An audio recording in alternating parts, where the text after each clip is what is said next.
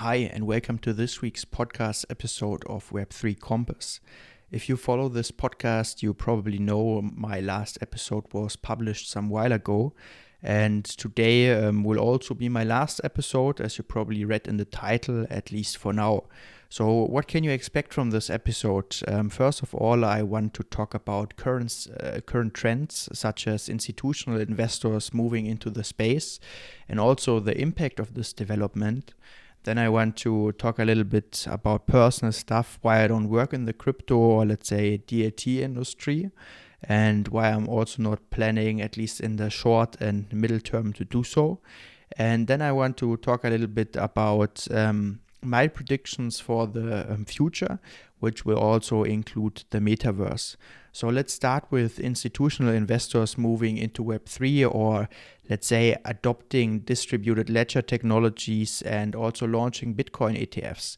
So Larry Fink, the CEO of BlackRock, said in July this year he expects crypto to transcend traditional currencies, including the US dollar. And this statement from the CEO of the biggest asset manager in the world means a lot for the whole space. Because Fink also said in an interview with CNBC in 2017 that Bitcoin is an index for money laundering.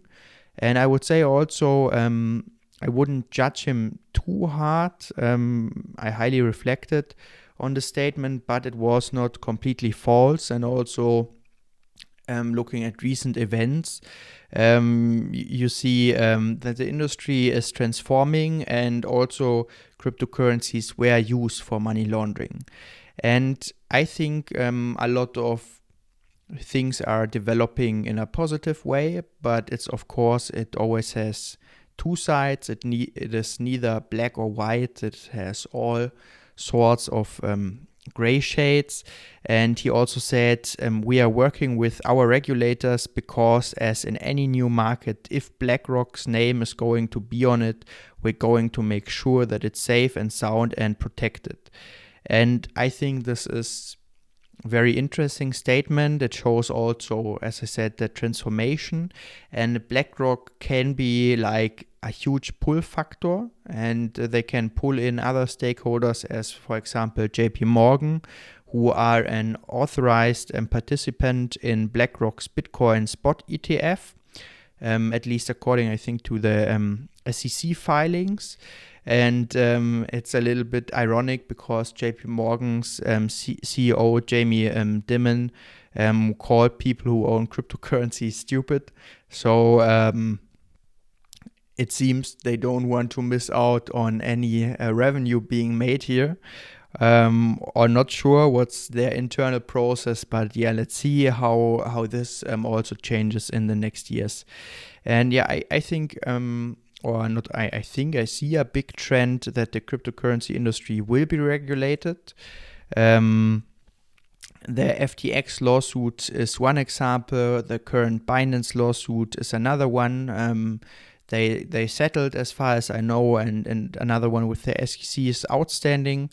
And in this whole process, I see US, and by this I mean US companies and US authorities, as leading force in the whole process, which probably also means that they will write the rules. And as of now, I can't say if this is a good or bad thing. As I said before, the reality is oftentimes neither black or white.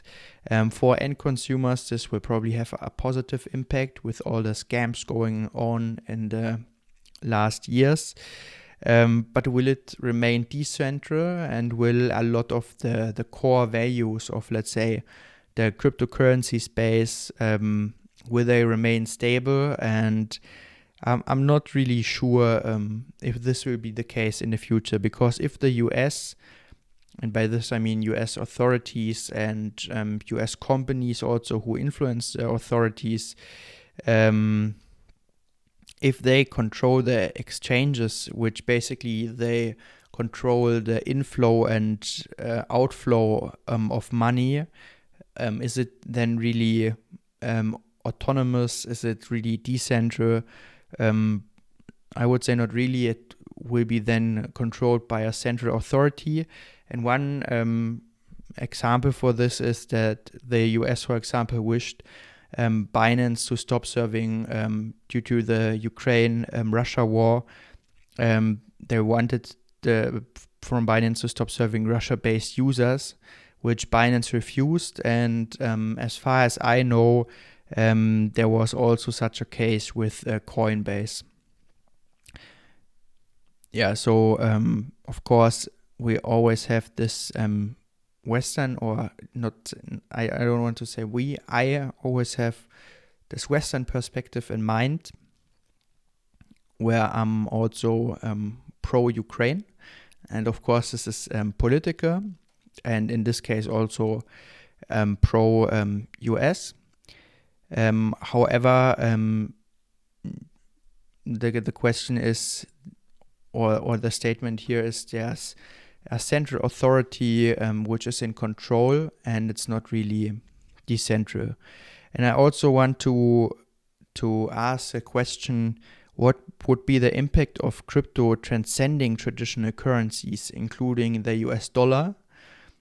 And I'm not sure if anybody of us, also not Nobel Prize winners or economists, can predict this. Because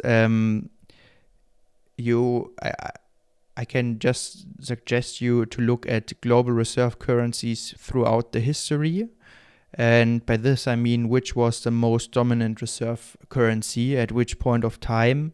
And you will see it strongly correlates with the power of, let's say, an empire or a country. You see the rise and fall of, let's say, Spain, the Netherlands, the UK. You also see the US or USA dominating currently, but you also see always the rise and fall of the reserve currencies, and also nearly in parallel, it reflected also the power of an empire. So, and if we assume now Larry Fink is right and the US dollar will be transcended by crypto, what will be the impact? And I don't know. Will it be like anarcho-capitalism? I see a strong trend that a lot of very rich individuals, and by this I mean 30 million plus dollars, US dollars under management, or let's say just their net worth under management. Also funny, like everybody's a family office, but I mean at this point of time you are right. So I ask myself, how many of them see themselves as citizens of a country? And I asked this question because you also see a lot of influencers who have who don't have this amount of money, but couple of millions, let's say, they are moving to Dubai, for example, or to other tax havens. You have a lot of people who inherit companies or fortunes, setting up shell companies. And what I want to say is, let's take also another example. You always see these statistics: the richest 10% of people having XY percent of wealth, but also on the other hand, also that the 10% of the richest people are paying XY percent of taxes. So both numbers are high, right? So it's dependent on the country. This is why I don't want it to cite actual numbers. But what I mean is that you need also rich people, high performers, entrepreneurs in a society. You need people who have a lot, who take care of those who don't have a lot. And if you look at trends also, Scott Galloway recently published a book. I also talked in another podcast about it, about S&P 500 companies, how many of them have their profits now in tax havens. And of course, it's also a question of definition, but if we are being honest, you all probably know what I mean. The number has since years constantly was constantly getting bigger, and I think now it's over 50% of the S&P 500 companies who have part of their profits at least in tax havens. And by this, I'm not sure what this will mean to society if you also have, let's say, a decentral financial system. What will be the impact for the whole society? I just don't know. And what I want to say with these comments is that it can be that a lot of very wealthy people are using this system because it's easier to also decouple from, let's say, the countries where they live in and live like a cosmopolitan international life and be like such as a class of the global elite where wealth accumulates and not sure how this will also impact global conflicts. And this is, of course, highly political and hard to predict. And but I said I also want to talk about some predictions, right? So, and this is something, if crypto is transcending the US dollar, I'm not sure which the impact of this will be, because if Bitcoin then has like a certain amount of value, there will also be people who already bought Bitcoin early, and it will be very hard for any other people to get in on this trend, right? And the second part, which I said is, which I want to talk about, is why I don't work in the crypto or, let's say, DAT industry, and why I'm not planning to do so. So this year, I changed my job because despite delivering great results, I didn't get the opportunity to evolve with the speed I wished I would evolve. And so I said, if I couldn't change the situation within the environment, I have to change the environment. And of course, I ask myself, what are possible next steps, and do I want to work in crypto?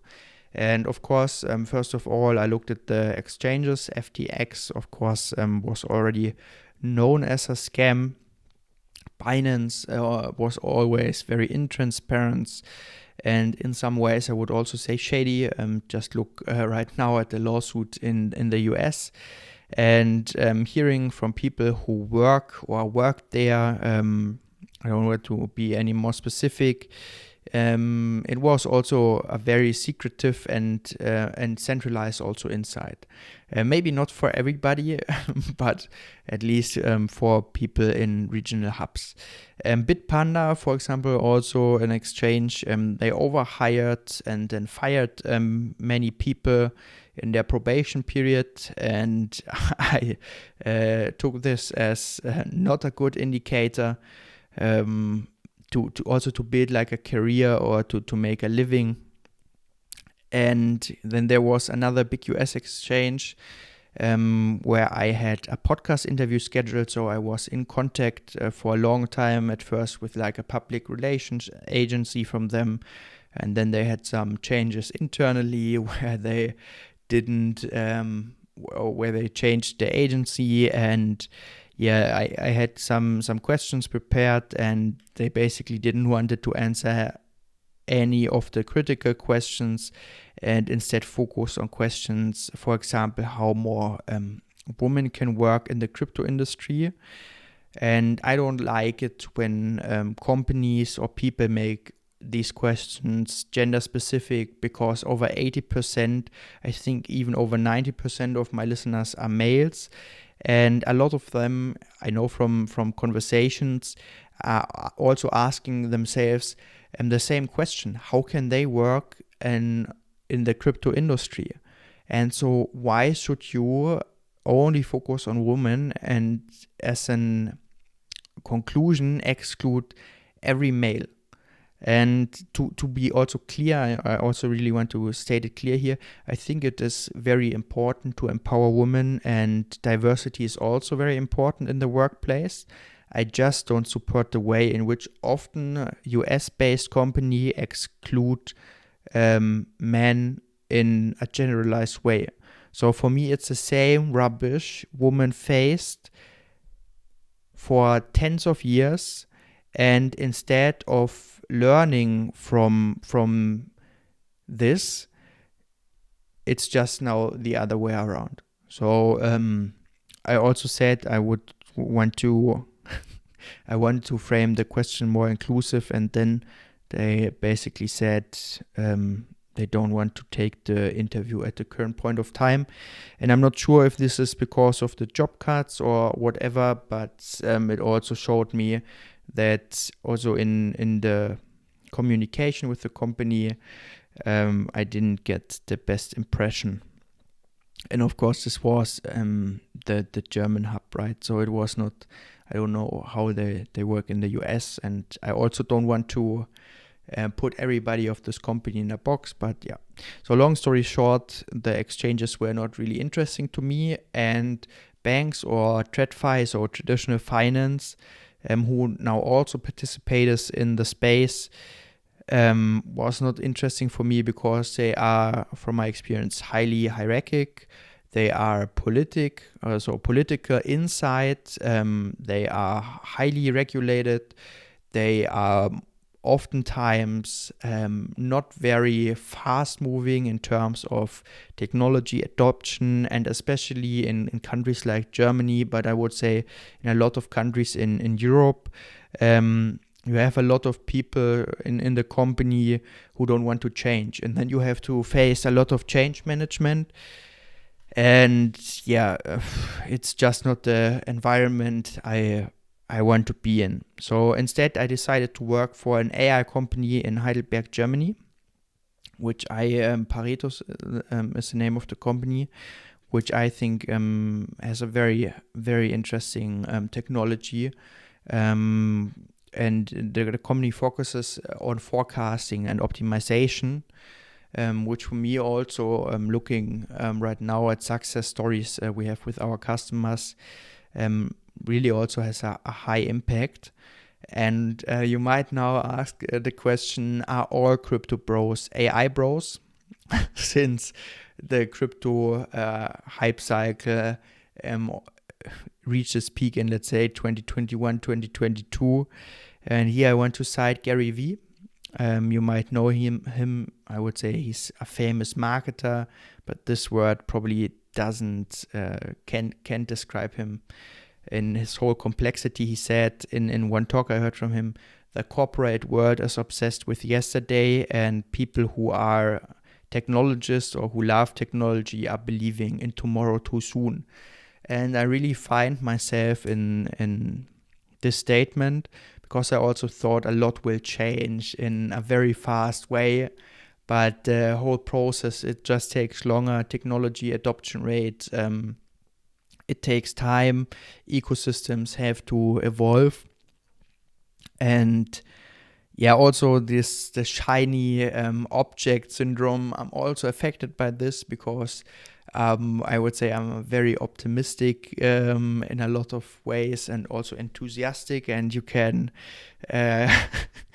you can catch me with new technology. So I learned a lot from this also, to differentiate or to take sometimes a few steps back and reflect on the technology. But if we now talk about my predictions, I would say still a lot of what I talked about will become realistic in the future. And here I look, for example, at old science fiction movies, and now I'm looking what technology we have nowadays.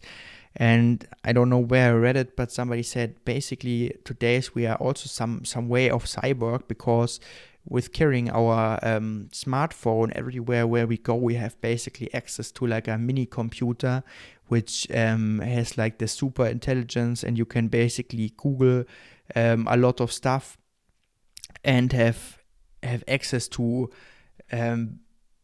not unlimited knowledge, but let's say more knowledge everybody in the past could ever have gathered in a lifetime, or you know what I mean. So I think also in looking at Web3, a lot of the things will become reality. And the first thing is, for example, the metaverse. I think it will be a thing. So also looking at the Apple Vision Pro, where you have like a hardware producer who has really good hardware. So I'm also an Apple fanboy. I also have to say, until I think 2021, I only used Windows and Android. But then I made the switch, and I really love Apple products. I also, of course, for gaming, for example, I also love Windows. But you have like a hardware producer who really has very, very excellent hardware moving into the space. And if you have seen these videos, these are amazing. And also talking about holograms, I don't know if you know Lex Friedman. He's a famous podcaster from the US. And he had an interview with Mark Zuckerberg where I would call them holograms, where they were basically as holograms. And it was amazing what was technologically feasible. And so what I can imagine very well is that, especially in the entertainment industry, there will be changes. So like gaming, they already are at the forefront of innovation.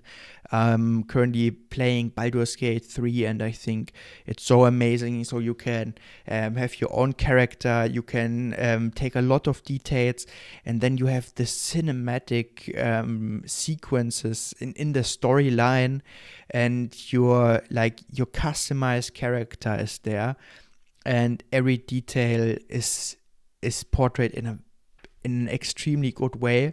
So it after not playing many video games for a long time, I thought, wow, this made so much progress in the last 10 years, where I played a lot of MMORPGs. So I was really fascinated, and I think this is just the beginning. And I can think about interactive movies or interactive role-play games, or also for traveling, for meditating.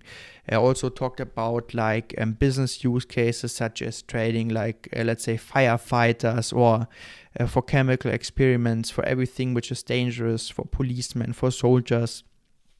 I think there's a huge potential, and also the technological speed is there. And I also think that the adult entertainment industry will be, as with the internet, also at the forefront of at least information technology innovation. Let's talk about NFTs. I also reflecting back on my own investments. Some are of course trash, others are for me art. So I talked in the past about Beltraki and his collection. For me, I'm happy that I have this NFT.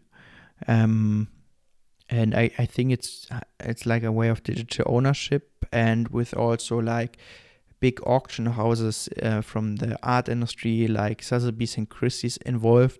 I think that these blue chip NFTs, the ones who had cultural impact, I think, and I have to state it here very clearly, this is no financial advice. Always do your own research. I'm no financial expert, but I think those will be worth a lot in the future, because I think there are a lot of people, especially young people like myself, who believe in this trend and who believe in the concept of digital ownership. And if there's people who think this is true, there will also be a market.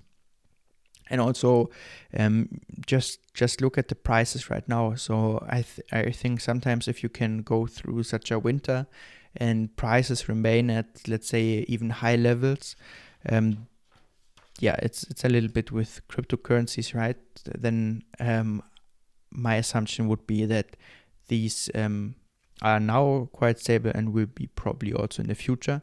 But let's see. So, and next point is, with AI and deepfakes on the rise, I think, let's say, to verify the realness of your data is very important. And I can imagine that the blockchain or DLT technology will be a great tech for let's say technology architecture or information technology architecture to verify that your data is real with, for example, tags which are stored then on the blockchain. And then I think that, as stated before, the financial system will be hugely run on DLT technology. And this will enable certain things such as the tokenization of assets or the tokenization of, let's say, real estate, but also intellectual property such as music rights and all the stuff. There are currently companies who are doing this. I think it will be even bigger in the future. But as also said before, technologies believe in tomorrow too soon. And I also think real-time transactions will be the standard. I just did a transaction like 5 minutes before I started the podcast. And there was no real-time transaction possible.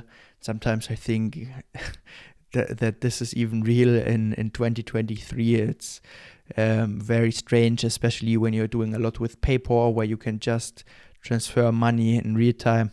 So yeah. And then I think also last prediction, distributed ledger technology is no general purpose technology. So it's not the technology which includes all areas of life and stuff. I don't think this is true. I think it will have some functions as like the Gartner hype cycle, where you now see it more realistic, where you have use cases. I learned it at the MIT course I took that it is a general purpose technology. I personally don't think so, but I think it will have a lot of impact in different ways. I'm also interested how Soberhorn tokens will evolve in the future. I think there's a good chance they can be picked up in the next hype cycle, but then on the other hand, for real life use cases, I'm not sure if especially countries like, let's say, Western countries or wealthy countries also across the globe have a need of this, because normally a German passport or US passport or whatever passport you have should be enough. So not sure how they will evolve, but I think there's a great potential that they are picked up in the next crypto summer, and there's a lot of projects who get pumped. But also here, no financial advice, of course. And yeah, I don't will continue this podcast because I don't work in the industry.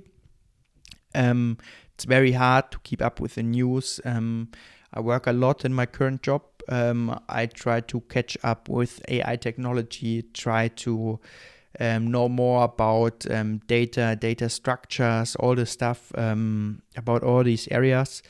And I just feel like it's with all my other goals in life, also with my girlfriend, my family, my friends, my health, I can keep up the podcast.